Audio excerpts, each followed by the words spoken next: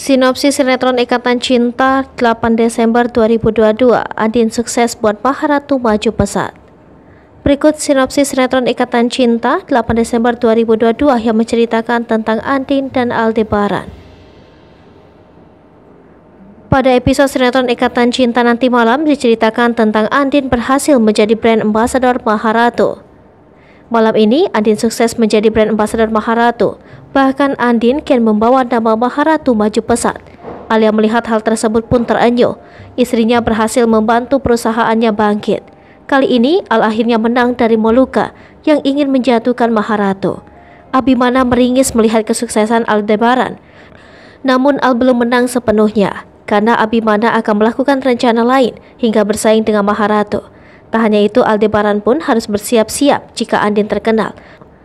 Al harus siap menahan amarah dan cemburu jika Andien didekati banyak pria. Jangan lupa saksikan kisah selanjutnya sinetron Ikatan Cinta yang akan tayang malam ini. Sekedar informasi, sinopsis ini tak sepenuhnya benar karena berasal dari berbagai sumber. Alur cerita mungkin saja berbeda karena keaslian cerita hanya diketahui oleh pihak yang terlibat dalam sinetron itu, seperti penulis skenario, sutradara, dan para pemain.